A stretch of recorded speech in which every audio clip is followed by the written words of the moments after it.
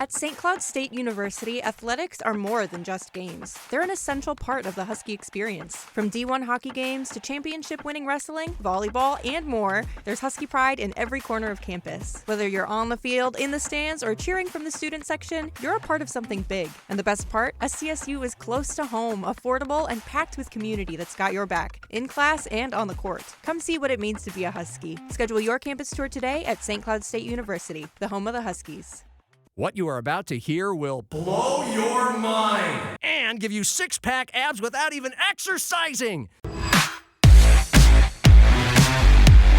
Pull up a bar stool and relax. Hey, who wants to have some fun? You've made it to Happy Hour with John Gaskins. Oh, no. Not again. Get ready for entertaining local and regional sports talk that will change your life, or not. And by the way, when you're telling these little stories, here's a good idea. Have a point. It makes it so much more interesting for the listener. Here's your host, John Gaskins. Here's Johnny. Hello! Ah! I'm back, baby! I'm back!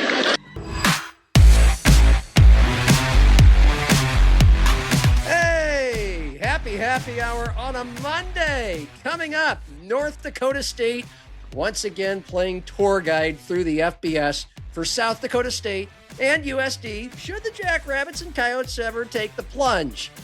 And you need money in the NIL era, right? If you need it, where do you go? The bank. I'll give you details. Sioux Falls' bid to host NCAA Men's Division I Hoops falls short. And if you've been following this show at all, it should not be a surprise to you. We have supplied you with plenty of information. I mean, they do great hosting it, but they didn't have much of a chance. And Kevin O'Connell did his Kyler Murray versus J.J. McCarthy open competition verbal tap dance with Dan Patrick, and the OG of the sports interview stopped the dimpled one dead in his tracks and verbally depantsed KOC. In good jest. You'll hear it. And more to come. Happy hour drink today, coffee, conveniently out of a Sioux Falls Canaries mug. Hey, gratuitous promotion. The Birds are back in town on Friday to start a 10-game homestand. This will follow the All-Star break and a long road trip. And I promise you'll have the most fun you'll have all summer out at the birdcage of the season, like Major League Baseball, halfway over as they both go into their All-Star breaks. So just coffee right now. But later in the show, I will be moseying on down, and I'll have a happy hour drink with my boss. Literally, the end of the workday during happy hour. We're going to go lollygagging because Sioux Falls Live editor-in-chief Patrick Lally is the OG of South Dakota political reporting. And perhaps you heard there was a recount in the mayoral election that Christine Erickson won by 4 votes. 4 out of like 37,000. And then there's the Doden and Roden, the 2 governor guys, 2 pigs in the pen slinging mud at each other in the Republican primary. So we got all that to get to. We'll see if Patrick wants to touch the lightning rod that is the upcoming divorce of Kristi Noem and her husband. Had a great weekend. I mean, a really fun weekend in town. I saw 4 outdoor live music shows. That's the number today, 4. Played 2 softball games in the dead heat on Sunday. Ran a little on the River Greenway Trail, dead heat on Saturday. Watched a wee bit of World Cup. Took a little bit of a dip in a friend's pool. I did all that, but I did not play golf. Fortunately, Cordell took care of that for me up in White, South Dakota. How'd you do? Did you guys win? No. Okay. Did you have fun? Had a blast. Did you have a few cocktails, drinks, beer? You had a few. Yeah, I had a few too.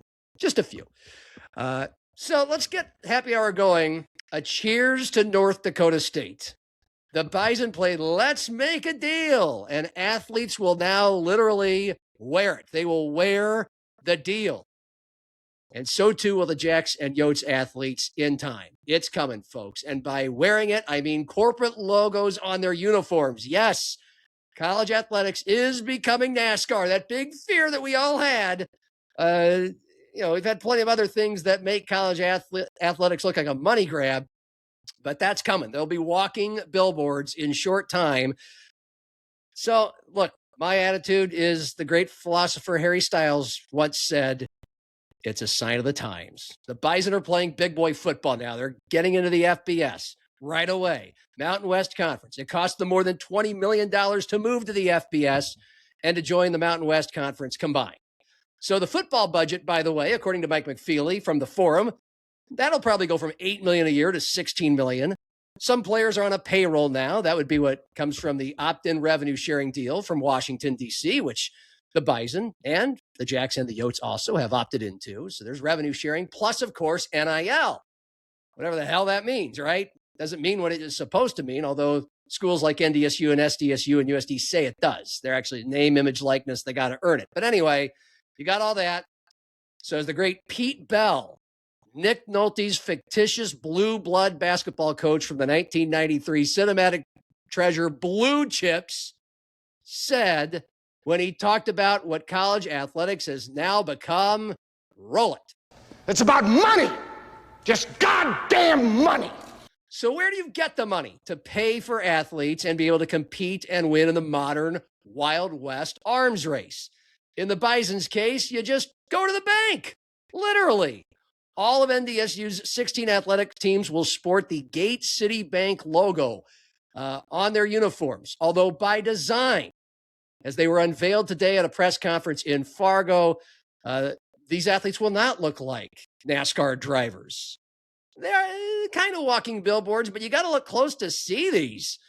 Nice job by NDSU to square these down to a tiny square patch on the football jerseys, upper left corner, just above the left chest, 4 inches by 4 inches. Gate City, longtime sponsor, of course, a local bank. You've seen the Gate West Bank logo in the Fargo Dome. If you ever watch an NDSU game on TV, you can't miss it, both of them, for the last 15 years. So long-time deal, and NDSU wanted to make them the exclusive partners. So they're not just going to sponsor football and then another company is going to sponsor another sports team there, nor are there going to be multiple logos. It's just all Gate City Bank. One big deal, terms undisclosed, other than it's a multi-year deal. And NDSU is now the 4th school in the Mountain West Conference to make a corporate patch deal. Think about that. There's 9 teams in that league. NDSU already coming in. Some people think they'll win the whole damn thing this year. They had the highest Massey ranking, computerized ranking, a higher ranking, a number 40 in the country, higher than any Mountain West Conference team last year. So they're coming in hot and heavy, and they're putting the money where their mouth is, or vice versa. Only 4 out of 9 teams, and they're one of the 9 in the league to have corporate logo patches. When it comes to finding revenue streams to pay to play, the contract at UNLV, 5 years, $11 million. The contract at Wyoming, $4.5 million over 5 years. Air Force signed a 5-year, $10 million deal. So this is believed to be the deal somewhere in that ballpark for NDSU. 5 years, $10 million, $2 million a year or so. And look, does it feel grimy, slimy? Plenty of college football fans have already weighed in. Traditionalists who, like this is the last bastion of college athletics where we're safe from pro athletics, symbolically, no corporate logos. But a bundle of college football teams already have this. NDSU is just joining the fray, and they're getting ahead of most teams by doing it. And it's an interesting question was asked to athletic director Matt Larsen today by Mike McFeely, which was, if you weren't making the move to the FBS, would you still be going after these corporate logos, that revenue stream? And here's what Matt Larsen said. We definitely would have. I mean, I think, again, as all athletic departments nowadays are looking for new revenue streams, and it's not your traditional ones where it's ticket sales or straight donations. You have to look at what other things are possible and what else is out there. And so this is certainly one of those. Again, I go back to, it wasn't about just doing it to do it. It really was about trying to find the right partners. Tim mentioned, I'm probably the most And the staff gives me a hard time. I'm very much traditional about our look, and when you turn on TV, you know it's the Bison. And so for us to stray from that, and that's why it was really important to make sure we found the right partner. But I mean, obviously with the transition to FBS, is the visibility becomes much greater. When you're talking 10 nationally televised games versus, one in the regular season at the FCS level, that the ability to get that brand and that messaging out there is much greater. So there you go. They would be doing it if they were in the FCS. It'd be another way for NDSU to continue to stay on top in that subdivision. You need the dough, man. It's like Animal House when they're looking at the pictures of the pledges on the projector screen in the basement and throwing beer cans at guys they don't want. It's like, hey, we need the dudes. We need the money, man. And that's just it. If you're a fan and you want your team to be competitive, your school needs money. If you can't afford to write them a check, well, they're going to, as he said, ticket sales are not enough anymore. At NDSU, by the way, you go to FBS and you get a big TV deal, right? That's, $90 million for every Big Ten team. But it's a much smaller deal in the Mountain West, and NDSU doesn't get a cent for like 6 years. So again, let's go back to this is a money guide for SDSU and USD should the Jacks or Yotes want to join. And so fans can crow about it all they want, but if you ever want to join the FBS someday, and I think more Jacks and Yotes fans want to, and even if you don't, maybe it's best while you're still in FCS. You just need money. This is a way to get it now. Here's the message that Matt Larsen said to all the fuddy-duddies out there who just shiver and shake and cringe at corporate logos on jerseys. Our fans are probably a lot like I was, very traditionalist, whether it's NIL or whether it's some of these changes to college athletics that for decades was very much the same. And I think what I've seen from our fans and our donors and our folks in the community is that I think they're starting to understand that some of these changes in the NCAA are here to stay. And so if we want NDSU athletics to continue to be competitive at a national level, compete for NCAA championships and NCAA tournaments, these are the types of things that we need to do. And hopefully they trust in that we're going to do it the right way. We've done, our NIL is about earning it, partnering with the right jersey patch partner that makes sense for North Dakota and North Dakota State. And so I think that's the piece, probably my biggest takeaway is I think our fans understand that times are changing and either we need to evolve and continue to move forward or we're going to start to fall back. Yep. So there you go. Adapt or die. Adapt or die. And when NDSU is in the FCS and all of its other sports teams are in the Summit League, still competing against the Jacks and the Yotes, clearly they're very well funded. Gate City Bank is a big part of that. They got a lot of oil money up there. They just have a lot of rabid fans. And you're trying to keep up. And you got to do it. Adapt or die. Go forward or fall back. This is how you go forward. And, well, here's a good way to put this in perspective. You go into any convenience store and, like it or not, you see Chase Mason in a life-size cutout poster hawking Dr. Pepper. Feels weird, feels ridiculous. It's kind of cool. It's kind of funny. But, the guy turned down 7 figures, $1 or $2 million. Big schools to stay at SDSU his senior year. You should get a little kickback from Dr. Pepper. You want him in a Jackrabbit uniform or not? This is partly what it takes. Now, he said he didn't say he'd go to SDSU for free, but he did say he's staying there because of the culture, the chance to win a national title. There's more to this than money, but still, you need something. And it's right there in physical form for you if you walk into a Casey's. Chase Mason, Dr. Pepper. You go to your Jackrabbit Hoops games in First Bank and Trust Arena. You go to your Yotes games at Sanford Coyote Sports Center. At some point, you may have walked into those arenas and gone, it's not called Frost anymore. It's not Coyote Arena. But we're just like, times evolve, times change. We might not love it, but this is what it takes. This is what it takes. If the team that you like, the Jackrabbits or the Coyotes, is going to continue to win games, or if you want them to win more, if they're going to continue to hang banners, or if you just want them to hang one, Yotes fans, men's basketball, Summit League tournament, played in the Denny Sanford Premier Center, national championships for football. You want those? You got to keep up. You got to find more than ticket sales and big donations from boosters. So I texted both USD Athletic Director John Schemmel and I texted Justin Sell, the SDSU AD. Are you going to seek, or are you seeking right now, corporate sponsorship, the logos on uniforms for your student athletes like NDSU announced it is doing today? John Schemmel was the first to respond. Didn't take him long. Exact words, yes, we absolutely are seeking those types of partnerships moving forward.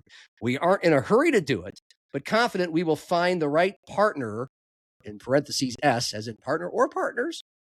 NDSU has one, maybe USD will have more than one, for those kinds of partnerships in the future.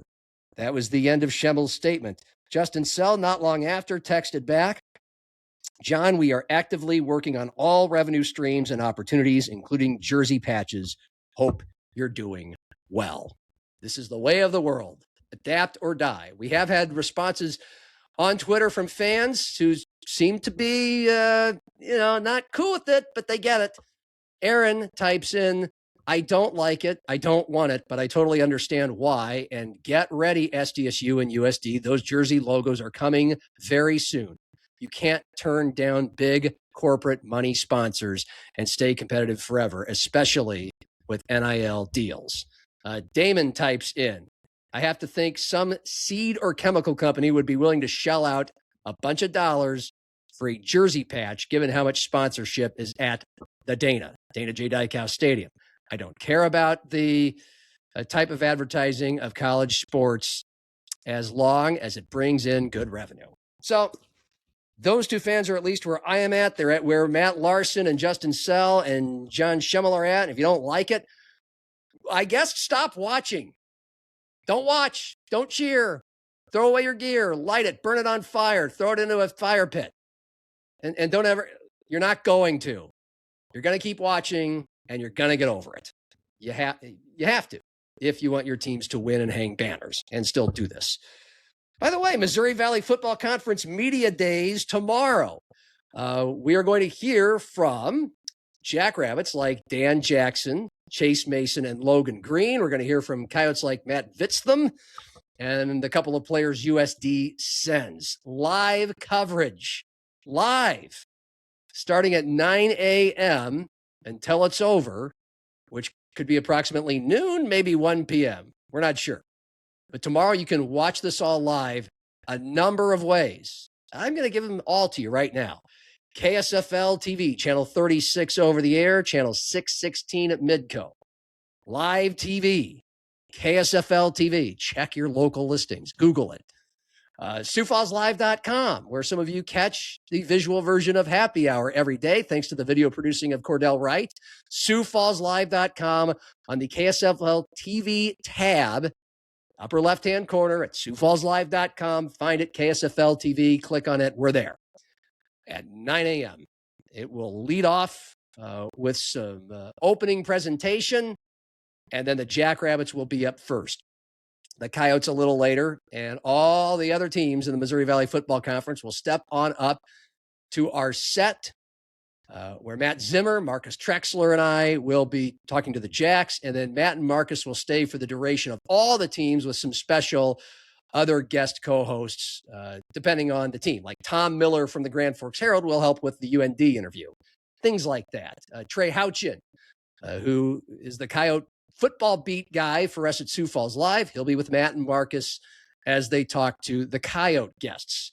And somewhere over on the side, away from the live coverage, I will be toiling away with happy hour segments you'll start enjoying Tuesday, tomorrow, right here on Happy Hour, wherever you get your podcast, SiouxFallsLive.com, or the Midwest Sports Plus app, which if you don't have it, don't have a subscription, that's okay. All this Missouri Valley Football Conference stuff is free, but we'd love you to subscribe because at Midwest Sports Plus, you get to enjoy all of our many high school football and basketball games that we bring you live and on demand. And boy, we have a heap of them coming with football in the fall. Midwest Sports Plus app. So a lot of ways you can see Football Media Days tomorrow to wet our whistle for the pigskin. Matt Zimmer will join me on Wednesday, and we'll talk all about what we talked all about on Tuesday.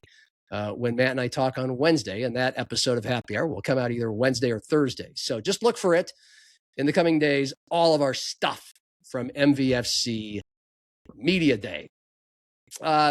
Meanwhile, kind of big news in the Summit League, specifically Jacks, Yotes fans, mid-major basketball fans, and the citizens of Sioux Falls. We found out if Sioux Falls is going to host NCAA tournament men's basketball, the big boys, Division I, for the very first time. As you recall, Sioux Falls, the Sports Authority put in a bid and was reportedly, thanks to a reporter's work, one of 6 cities that bid on having the new play-in games in the NCAA tournament. New play-in games as in, those first 4 games that you see in Dayton. Well, there's going to be a bunch in Dayton, and then there's going to be a bunch in another city on the Tuesdays and Wednesdays as you lead into that grand round of 64 Thursday of the NCAA men's basketball tournament. Of course, that's expanding because the field is expanding from 68 to 76. And so Sioux Falls wanted to be the cities that was going to join Dayton in hosting what we, who are honest about what these are, call play-in games. But the NCAA tournament calls first round, or I don't know what the hell they call them. But at any rate, Sioux Falls was going after it. It's gone after round of 64 and 32 games before and got shot down. The competitors this time were Wichita, Boise, Albuquerque, Des Moines, and another city that escapes my memory at the moment. Cordell can tell me if you know it off the top of your head. But Sioux Falls did not get it. Wichita did. And not surprised whatsoever if you've been watching this show. We've had 2 interviews with Jerry Palleschi of the Sports Authority about what goes into the bidding process, what Sioux Falls would need. And there is no doubt that Sioux Falls would be a magnificent host for NCAA men's hoops because of the way it puts on all the NCAA events that have come to town. And also the Summit League tournament. That's always been your audition tape, right? And the Denny looks sparkling on TV. The crowds are great. People come out and support it. It's always one of the best attended mid-major basketball tournaments. For the women, it is almost always the best attended mid-major basketball tournaments. And in both men's and women's cases, sometimes it's higher attended than a lot or some higher mid-major tournaments. And in women's cases, Power 4 conference tournaments. So we know Sioux Falls would support this. We also know the Sports Authority, the Premier Center, the Sanford Pentagon, who's ever hosting events, NCAA Division II men's basketball national championships, NCAA Division I hockey regionals, the one NCAA women's basketball regional. Like, we're talking Sweet 16 Elite 8 that came here about a decade ago. And you remember it. Don Staley raved about it. Without any local teams involved or even regional teams, Sioux Falls crushes it. Sanford International, crushed. But that's not what this is about if Sioux Falls would do a good job. The NCAA and those officials who have been here for those events know Sioux Falls would do an outstanding job because they tell the Sports Authority every time, you do an awesome job. The thing is you're playing ball against some other cities, okay? They all do awesome jobs hosting NCAA tournaments as well. And every other city that Sioux Falls was bidding against has already hosted NCAA men's basketball. Sioux Falls likely had the lowest chance to get this because the NCAA has already seen on national television, on the big stage where these cities have tried it, and they've done well. Wichita, Des Moines, Boise, Albuquerque. They've all done well. So Sioux Falls was up against it because these cities have already hosted this event. Sioux Falls hadn't. Also, Sioux Falls was, by far, in relative terms, the smallest metropolitan area. Smaller. All these cities have less than 1.5 million people in their metro areas, but Sioux Falls, with 350,000, has the fewest. Wichita has a lot more. They've got close to 1 million in their metropolitan area. There's no seating requirement in an arena, but Sioux Falls at 12,500 did have the smallest arena of all these all these others had 13, 14, 15, 16,000 seats. By the way, Wichita's metro area, 661,000. That's still almost twice bigger than Sioux Falls. So they've all done it in every case, but I think Des Moines, they've done it multiple times. NCAA men's basketball, they have bigger arenas. And one thing I did not look up is number of full service hotels. By full service hotels, if you watch the Jerry P episodes, you know what that means. You got to have a restaurant and a big kitchen that can feed a lot of people in your hotel. You got to have at least one room that has 4,000 square feet of space for big meetings and big meals, and maybe even to practice a little basketball. Sioux Falls has only 5, maybe 6 such hotels. Canopy being the newest one over there on the Big Sioux River by 6th Street in the Steel District. You need all these other bigger cities have more. There would be 12 teams coming to town. 12. 6 games, 12 teams.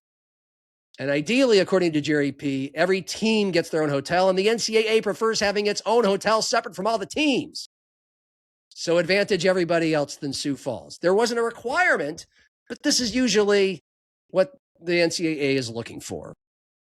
So did Sioux Falls have the highest bid, the lowest bid? We don't know how much money they bid, nor how much the other cities bid. And the NCAA doesn't get back to you and tell you why you didn't host.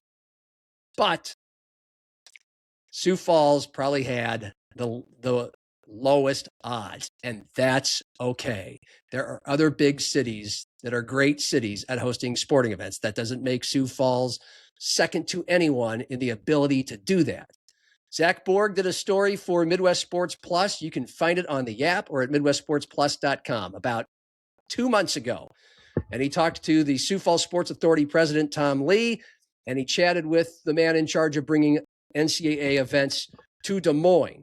And the man in Des Moines mentioned how many times, several, that the NCAA said no. Simply, Des Moines would bid, they wouldn't get NCAA men's basketball. But they just kept trying to improve as an operation and as a city. And as the city kept growing, corporate sponsorship grew. Des Moines finally got it. All Sioux Falls has to do is keep swinging away. They'll get it someday. We just don't know when. But it's not today. That's okay. We would do great. But it's not happening. There are other fish in the sea. Last thing we have for you today on the John Log is, this is fantastic. So Vikings training camp is starting soon. All NFL training camps are. I mean, we're in mid-July now. And the big storyline for the next 2 months before the season kicks off in September is going to be who will be the Vikings quarterback. Of course, they brought in Kyler Murray from the Arizona Cardinals for about 5 cents. The Cardinals are paying most of his salary. He's going to be way more expensive if he has a good season this year. Oh, that's, of course, if he plays, because J.J. McCarthy was the Vikings starter last year. And Kevin O'Connell has said from day one, this is going to be an open competition. They took an even number of snaps in the mini camp, which is, throwing against air. You're not actually playing football. But they took an even number of reps. We remember Kyler Murray not complaining, but just pointing out that, hey, I'm trying to learn this complicated new offense. I need more reps. You know where I stand on this, and it's where most of you Vikings fans stand on this. Anyone with half a brain. It's going to be Kyler Murray. You don't bring in Kyler Murray. You can argue about how awesome of a quarterback he's been in the NFL. I can argue he's been on mostly losing teams, defensive head coach, one in over his head coach, and Cliff Kingsbury. Mostly bad bottom 10 NFL lines, mostly bad NFL defenses. He's playing from behind. He's trying to desperately come back. He's a small guy who's gotten hurt, but you've seen the video game playmaking. Put him in a great offensive system with the Vikings. Kevin O'Connell, who has won 13 or 14 games, has won 14 games in the 2 seasons. He has had one quarterback all year that didn't get hurt. One with Kirk Cousins, one with Sam Darnold. Okay, put Kyler Murray in that environment, a top 5 defense under Brian Flores, which is what the Vikings were last year. a mediocre offensive line, which is better than bad, and the Vikings have rated mediocre. Okay, we're cooking with gas, and it's going to be better than the 29th ranked by Pro Football Focus, J.J. McCarthy, a bottom 5 rated starter in the NFL. Okay, we all know this. I probably didn't need to explain all that, but still, at face value, on the record, Kevin O'Connell still says things like this when a national host in Dan Patrick up in Lake Tahoe, pristine Lake Tahoe, for that celebrity golf event last week where celebrities from sports, Hollywood, all over came and played. DP had Kevin O'Connell on, and this is what KOC said about the open quarterback competition. Everyone's like fascinated with that aspect of it. Here's what I would say, you know, 2 players and really the goal going into this offseason was to elevate the quarterback position, because when we have a certain standard of play that we feel like we have multiple guys in that room that are capable of achieving that standard, the Minnesota Vikings win football games. And so the best way to achieve that is having a daily attempt to have guys push each other, and not just always need the outside noise, or not always need what the narratives may be. Let's roll the ball out there, and let's try to help the Minnesota Vikings get better. Kyler has come in and done a great job. JJ, I think, has benefited from it. He had a really good spring. Carson Wentz is this veteran quarterback in the room that, as a guy who's played 7 or 8 quarterbacks in 4 years, the 2 years we had our starter, play the whole season, we won 13 and 14 games. So we want to try to get back to the standard of having the quarterback position be a driving force behind us winning by doing their job, by hopefully activating the great players they get to play with. We got a great defense. Brian Flores has done an unbelievable job. If we can limit giving the football away and generate some explosives and get a run game going, which is, although no one's really talking about that has been a major emphasis of this offseason, both from a coaching staff standpoint and a player development and offensive development standpoint. I'm excited about where we're at, but we won't really know until we, go start calcifying, forging our team together, that we're going to compete in the NFC North. It's a very, very competitive division. Oh, man, he should run for office. What an exquisite word salad that was. Topped with the gourmet dressing of calcifying and fortifying. That was KOC. It was as if he practiced that. A 1-minute, 40-second speech in front of his mirror dozens of times, and has probably said the same stuff at the podium in minicamp and on KFan radio. But this is the Dan Patrick Show. So Dan Patrick, the man is 70 years old. He's been in the national sports business for 40 years. He has a very high BS meter, and he has nothing to lose by not letting KOC get away with that tap dance. So here was Dan's reaction to that answer. Paul, how many coaching cliches did we get? Dan, we got 6 cliches in 2 minutes. So let's run this. Excuse me, Coach. Run out the balls for practice is a cliche. Yeah, well, it's a better way to say, and we're going to start practice in 3 weeks. We're going to take it one practice at a time. You didn't say that. Well, we're not going to take it one practice. You have to, I think. We actually go 3 and then an off day, and then we go 3. Of course, Paulie would be Paulie Pats, Dan Patrick's lead producer, who was even Paulie can go at it with KOC. And you see KOC squirming a bit. Mr. Nice Guy, Dreamy McDimples on the defensive. But Dan Patrick, being the class act he is, offered KOC what he would have said.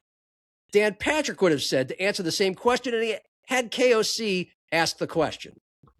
Dan, why don't you take me through how you have an open competition, and what are your thoughts on it currently in Minnesota? Well, you know what? I think every day, every job, everything you do is an open competition. Why am I limiting that to my quarterback room? I'm not going to close it. They're going out there. They're competitors. Go out there and win the job. I'm not handing you the job. JJ didn't live up to expectations yet. Maybe he can learn from Kyler. Kyler, I think, is going to have an incredible year inside on that turf in that division, me coaching him up, and I think we're going to dominate the North. We're going to win it, and I think we're going to be a Super Bowl favorite. Brian's done a great job with the defense, and I want to kick the Lions' ass, the Packers' ass, and the Bears' ass. Right. Who's with me? Let's go. Man, Dan Campbell's going to have fun with you here in about another month. No, but it's a great answer. But I think up until the point where, you kind of hit the gas there about 70% through there. But what you said is very similar to what I said. I like the guys pickup. I like that you got Kyler Murray. We want the guys to push to find exactly what they can become as players, and it's okay to be uncomfortable doing that sometimes. Yes, with as talented as these guys are, and they are, we are in a world where you find out very quickly that you have to be a grown-up in the National Football League, because that's what every Sunday, Monday, Thursday, whatever it is about. And we know that. We know what we signed up for. These players know that. I think they've handled it well, and I'm excited to see what it looks like. And we have a good plan in place to try to make sure we allow this thing to get to a place where we feel good about it, but also prepare the guy that's going to be our starter for the regular season. Yeah, I think Kyler will do a good job as your starter.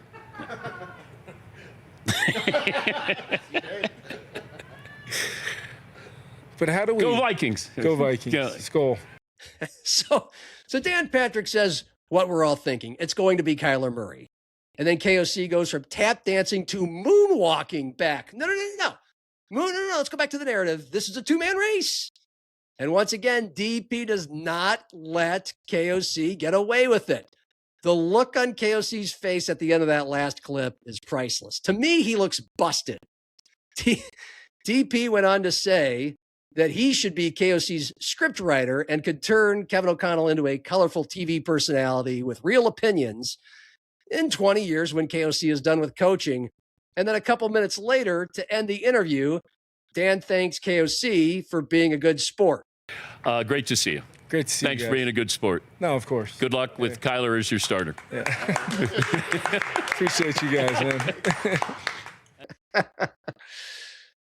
KOC took that well. That could have he could have fallen into a horrible PR quicksand.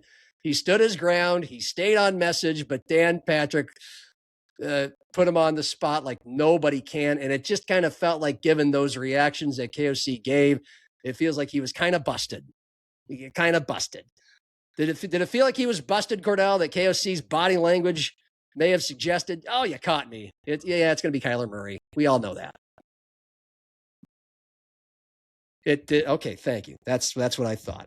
I thought you'd all enjoy that if you didn't already. Little National Vikings pub. I like KOC, by the way. He's had great teams when he's had a good quarterback that doesn't get hurt.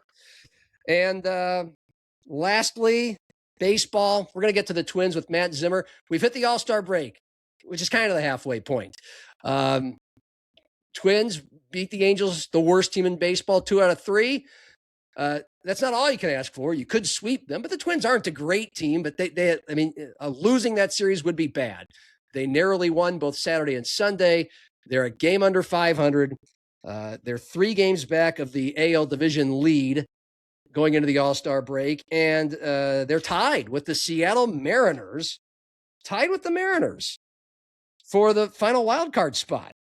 We're past the halfway point, actually, on the schedule. 97 games in out of 162.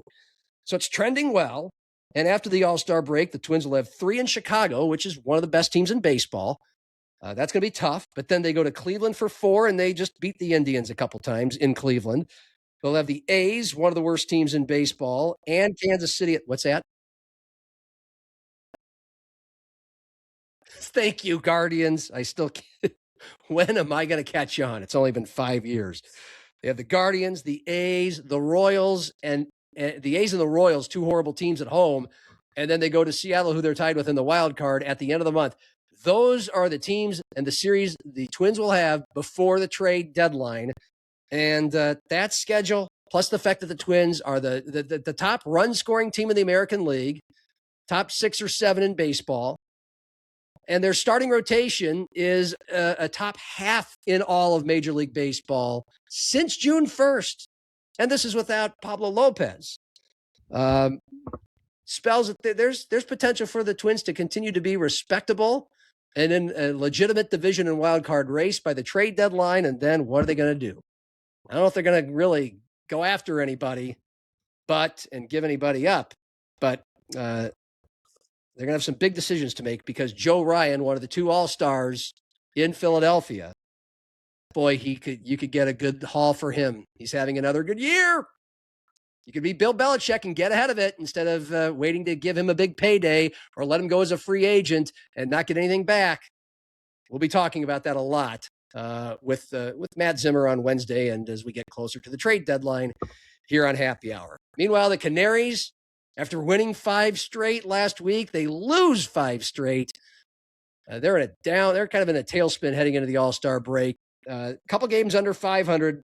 6.5 back of the Kansas City Monarchs in their division, and you have to be top 4 in your division to reach the playoffs in the American Association. So the Canaries they're in good shape for the playoffs.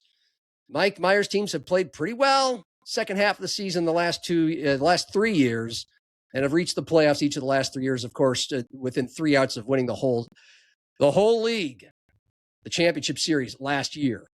A lot of TBD with the Birds. They'll get 10 games at home to try to get hot again, and it's going to be hot at the ballpark. But I remind you, most games are at evening, when it's cooler outside, where there's a little breeze, and most of the seats in the evenings are in the shade. Just a little something for you to remember as you think about having some summer fun at the Birdcage starting this Friday. And now let's go down to the Orion Pub and go lallygagging.